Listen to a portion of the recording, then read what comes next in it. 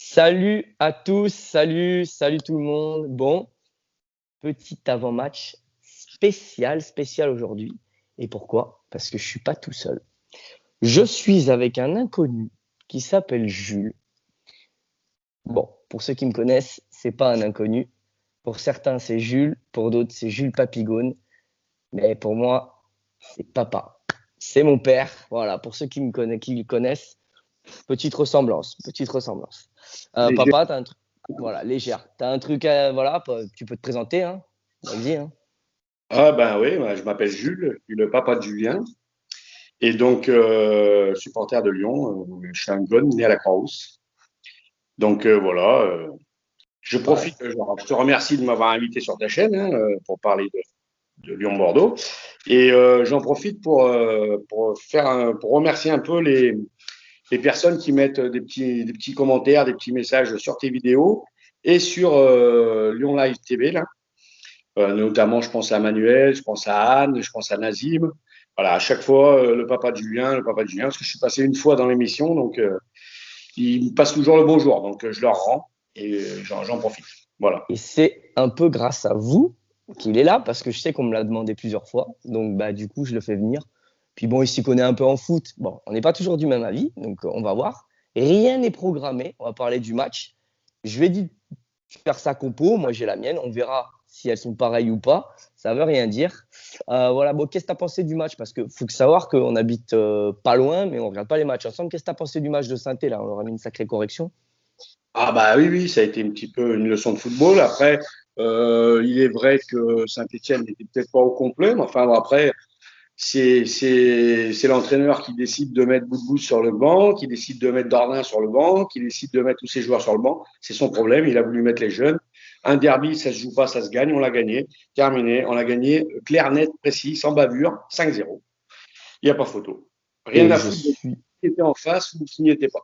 exactement, et je suis de ton avis. Il avait qu'à mettre, j'ai été surpris de voir autant de bons joueurs sur le banc au lieu de mettre les jeunes. Donc Puel, toujours aussi bon. Petit message parce qu'il habite à côté de chez nous en plus, hein. C'est un gars du coin. C'est pas pour ça qu'on l'apprécie. Enfin moi personnellement. Bon, qu'est-ce que tu as pensé des petits déclats là, de notre ami Ben Arfa? Parce que moi je les ai encore un petit peu en travers de la gorge. Je peux pas le blairer, donc voilà, du Ben Arfa. Très surpris. Je n'arrive pas à comprendre qu'un joueur de Lyon ou, à l'inverse, qu'un joueur de Saint-Etienne, qui a mis les pieds à Lyon ou qui a mis les pieds à Saint-Etienne, qui a joué un derby, puisse pronostiquer la victoire de l'adversaire. Je ne vois pas un mec comme Jérémy Janot, Ruffier ou autre, un joueur de Saint-Etienne, aller pronostiquer la victoire de Lyon, même si Lyon est plus fort. Là, en plus, dans les pronostics, Lyon était plus fort. Donc déjà, nous mettre Saint-Etienne, faut déjà avoir du culot, mais en plus, le mec a joué pour Lyon. Donc, j'arrive pas à comprendre. Pour moi, c'est purement dégueulasse, un abruti. Voilà.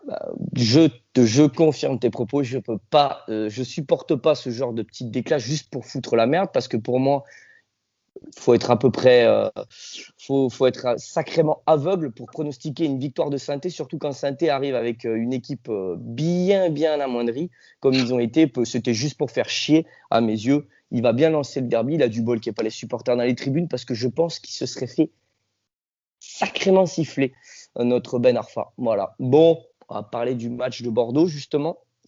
Donc moi, si j'étais Marcelo, je lui mets un gros taquet dès la première action à Ben Arfa, histoire qu'il sache où il est arrivé.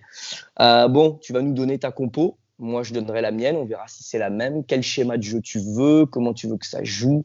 Il y a le retour de Paqueta, il y a le retour de Cornet. Aouar, bon, incertain. J'ai vu comment tu vois les choses. Est-ce que Dubois t'a surpris? Parce que moi, il m'a surpris, notre Dubois. Première fois que je le vois aussi bon.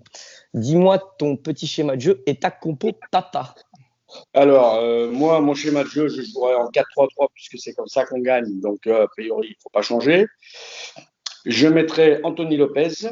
Je mets à droite Dubois, qui a fait un super match contre Saint-Etienne. Espérons que ça soit le début d'une grande ère pour lui et surtout d'une grande saison. Ensuite, Marcelo Denayer, pour moi, c'est impossible de les enlever, ni l'un ni l'autre. Ils sont complémentaires, ça marche très bien. Et à gauche, je mettrai Cornet parce que c'est celui qui a le plus d'expérience. Je ne mettrai pas Barre sur un match comme ça. Bordeaux, c'est toujours dangereux. Il y a Ben Arfa, il va aller venir dribbler. Un Barre, il peut s'en mêler les pinceaux et peut-être faire un penalty ou autre. Je préfère mettre Cornet pour l'assurance. Ensuite, en milieu de terrain, ben moi, je ne m'embête pas. Brésil. Et je mets Mendes, Paqueta, Guimarães. C'est pas que Cornet, que Cacré ne met pas plus contre Saint-Etienne, il m'a plu, j'ai adoré. Maintenant, j'ai un choix à faire. Je préfère mettre Guimarães. Je pense que ce sera mieux d'avoir les 3 Brésiliens. Si met Cacré, ça ne me gênera pas. Mais Guimarães est à gauche, Paqueta est à droite. Cacré joue d'habitude à droite. Donc, je préfère qu'ils mettent Paqueta, Guimarães. Ensuite, à gauche, Toko. Au centre, Memphis. À droite, Kadewere. C'est une valeur sûre, là. Tu nous as mis que du sûr, du propre. Oui. Qu'est-ce que tu veux que je mette d'autre? Je peux pas mettre Aouar parce que pour moi, il mérite pas. Qu'il soit blessé, pas blessé, qu'il revienne de blessure par une blessure, c'est pareil. Pour moi, déjà, je trouve que c'est hallucinant qu'il joue les derniers matchs qu'il a joués parce qu'il ne mérite pas. Donc, comment mettre Guimarães sur le banc? Comment mettre Cacré sur le banc? Et mettre Aouar titulaire, j'arrive pas à comprendre. Je suis un peu de l'avis de Jordan là, quand vous parlez. Voilà, tu dois mériter ta place. À partir du moment où tu ne la mérites pas, pourquoi tu joues? Donc, il n'a pas été titulaire. Pour moi, il doit être remplaçant. Ensuite, il rentre 20 minutes. S'il est bon, ben, peut-être le coup d'après le tenter. Mais là, actuellement, ces derniers matchs ne sont pas bons. Il en a fait un de bon sur 10, comme il fait depuis le début de l'année. Donc, un match bon sur 10. Je préfère valeur sûre. Je préfère un mec qui est moins bon, mais tout le temps au même niveau, qu'un mec qui est meilleur une fois et moins bon 9 fois. Et c'est son cas. Donc, je suis entièrement de ton avis. On ne s'est pas consulté, on n'est pas on n'est pas toujours d'accord.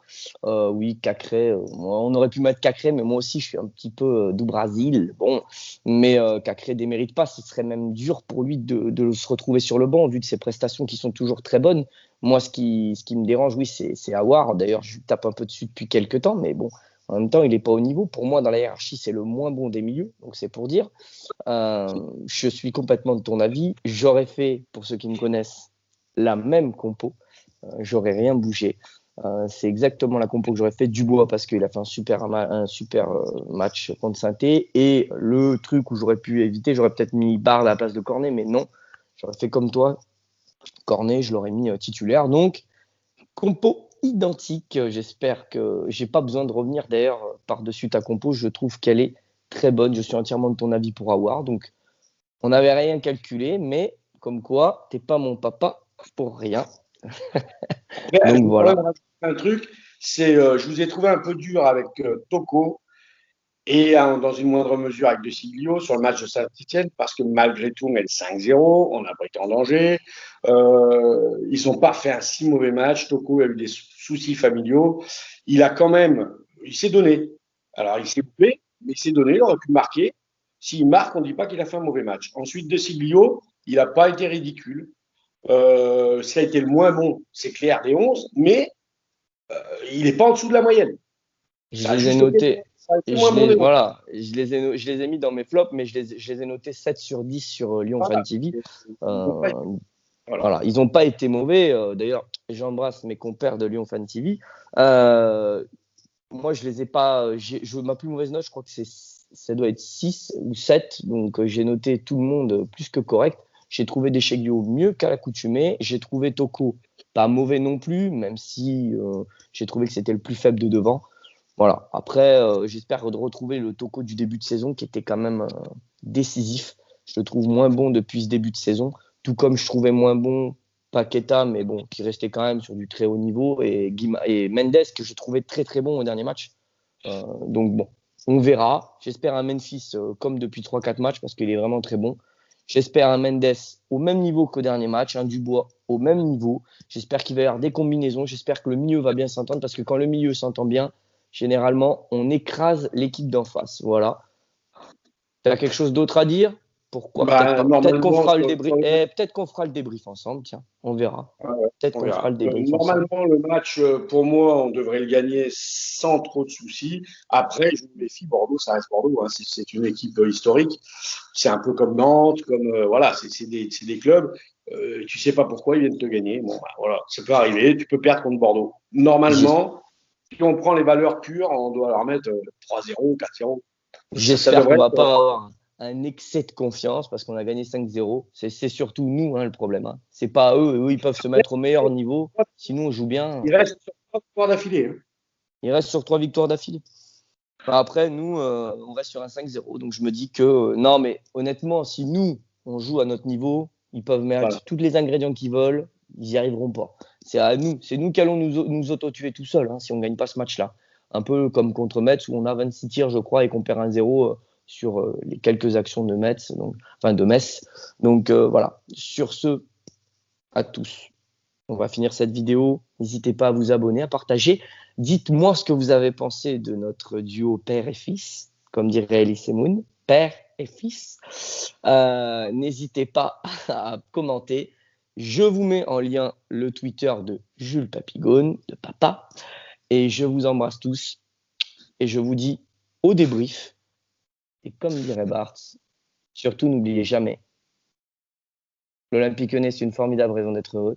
Et la famille, c'est une formidable raison d'être heureux. Bisous à tous et ciao, Ciao les les gars. gars.